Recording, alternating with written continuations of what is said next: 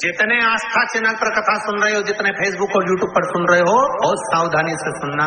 अमावस्या के दिन प्रदोष काल में, प्रदोष के समय पर, प्रदोष काल में शाम के समय पर जाकर किसी भी नदी, तालाब, बावड़ी, कुआं, कहीं ना कहीं जो आपके पास में हो, वहां पर एक घी का दिया, बत्ती का मुंह दक्षिण की ओर कर अवश्य जला कर जाना। सारे पितृदोष समाप्त हो जाएगा, सारा पितृदोष समाप्त। अमावस्या के दिन किसी भी जलाशय के पास में, नदी, तालाब, बावड़ी, कुआं, जो आपके शहर में, आपके गांव में, आपके नगर में हो, वहां जाकर लगा। अगर नदी, तालाब, बावड़ी, कुआं नहीं है तो पीपल का वृक्ष हो या बेलपत्री का वृक्ष हो या वट का वृक्ष हो, उसके नीचे लगा दो प्रदोष काल में। पर अमावस्या के दिन लगाएं जरूर। अमावस्या के दिन पितृ शाम के समय प्रदोष काल में शंकर भगवान का नाम जाप कर नदी, तालाब, बावड़ी पर पानी पीने जाते हैं। वहां से जल का आचमन कर पितृ अपने लोक को चले जाते हैं प्रदोष काल के समय पर। इसलिए प्रदोष काल में जलाशय के पास में, बावड़ी, कुआं, नदी, तालाब के किनारे पर दिया लगाया जाता है दक्षिण की ओर मुख कर बत्ती का, तो पितृ आशीर्वाद देते हुए जाते हैं कि फलो फूलो, आगे बढ़ो, उन्नति करो, तरक्की करो। ये पितरों का आशीर्वाद रहता है, पितरों का वर रहता है। आप देंगे, कुछ करा ना करा, फिर अमावस्या के दिन दिया दक्षिण की ओर बाती का मुख कर कि गाय जब अपने बछड़े को दूध पिलाए और बछड़े के मुख पर जो फेन आए, उस फेन को अमावस्या के दिन चम्मच में लेकर, जो बच्चा चिड़चिड़ करता हो या पढ़ाई में मन नहीं लगता हो या दिमाग थोड़ा सा कमजोर हो, डॉक्टर के इसका विवेक काम नहीं कर रहा, बुद्धि काम नहीं कर रही है, उस बच्चे को 2 या 3 अमावस्या गाय जब बछड़े को दूध पिलाए, बछड़े के मुंह पर जो फेन आता है वो फेन उस बच्चे को पिला दिया जाए तो बच्चा विद्वान होता है, उसका विवेक काम करना प्रबल हो जाता है। जिसके शरीर पर सफेद दाग पड़ गए हो, चर्म रोग हो गया हो, चमड़ी सफेद पड़ गई हो, गाय जब अपने बछड़े को दूध पिलाए, उस बछड़े का मुख में जो फेन आए उसको निकाल लीजिए।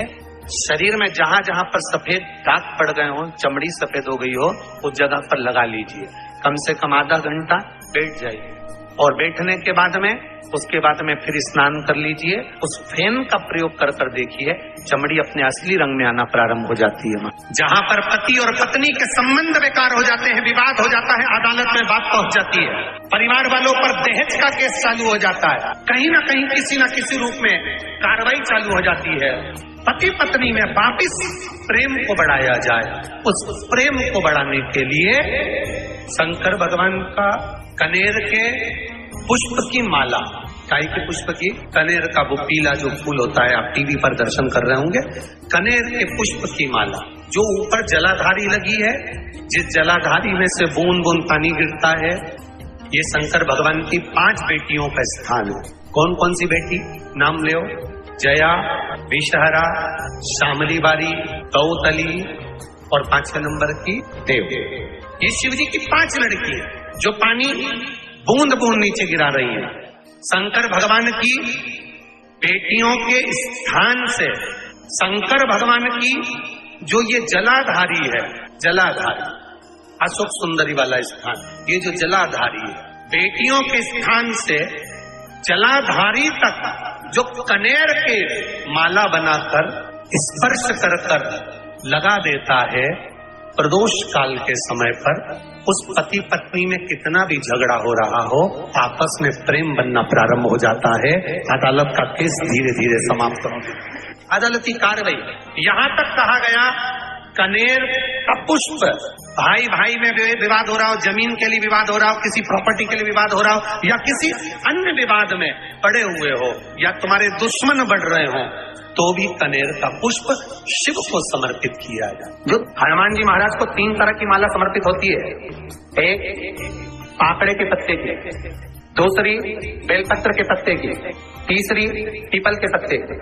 ये 3 तरह की माला जब शंकर हनुमान जी महाराज को समर्पित होती है, जिस समय पर अगर व्यक्ति के जीवन में बहुत भारी रोग हो गया है, बहुत ज्यादा कष्ट हो गया है, कैंसर जैसी बीमारी भी अगर उसको घेर ली है और किडनी लीवर सब बेकार हो गया, तो निवेदन है पीपल के पत्ते की माला बनवाओ 108 पत्ते की, और हनुमान चालीसा का हर पत्ते पर स्मरण करिए महाराज। आप हनुमान चालीसा पढ़ते जाओ, माला में गांठ लगाते जाइए, और वो माला जो व्यक्ति कैंसर से पीड़ित है हाथ का स्पर्श कराइए और शंकर को चढ़ाइए, अपने आप दवाई लगना प्रारंभ होगी, कैंसर जैसा रोग भी धीरे धीरे समाप्ति पर आएगा। कोई बच्चा एग्जाम में बैठ रहा है, सीए की पढ़ाई कर रहा है, कोई बहुत बड़े एग्जाम में बैठा, पास हो ही नहीं रहा, बहुत हार गया, बेलपत्री की माला चढ़ाओ, आप बेलपत्र की माला चढ़ाओ, 108 बेलपत्र, आप श्री शिवाय नमस्तुभ्यम मंत्र का जाप कर गांठ लगाकर भगवान श्री हनुमान जी महाराज के सामने पहुंचकर माला को सीधी रखकर, जो व्यक्ति एग्जाम में बैठ रहा है, नौकरी के लिए, अन्य पढ़ाई के लिए, अगर कॉम्पिटिशन एग्जाम में भी बैठ रहा है, तो माला को हनुमान जी महाराज, और हनुमान जी कौन से होना चाहिए? पूर्वमुखी। हनुमान दक्षिण मुखी नहीं चाहिए, पूर्व में जिन हनुमान जी का मुख हो वो माला ऐसी समर्पित कर हनुमान चालीसा का पाठ कर 3 बार स्मरण कर माला श्री हनुमान जी को पहना दीजिए। ऐसा कोई एग्जाम नहीं जिसमें से आप निकल ना पाए, पर करना आपको पड़ेगा भगवान, और प्रयास जहां तक हो सके प्रदोष काल में अगर चढ़ाएंगे तो ज्यादा फलदायी रहेगा प्रदोष काल में। तीसरी है आंकड़े की माला। महाराज आंकड़े के पत्ते की जो माला होती है, ये माला कार्य की सिद्धि के लिए होती है। इसमें एक एक आंकड़े के पत्ते पर सीताराम लिखा जाता है, मात्र एक पत्ता ऐसा होता है जिस पत्ते पर सीताराम नहीं लिखा जाता।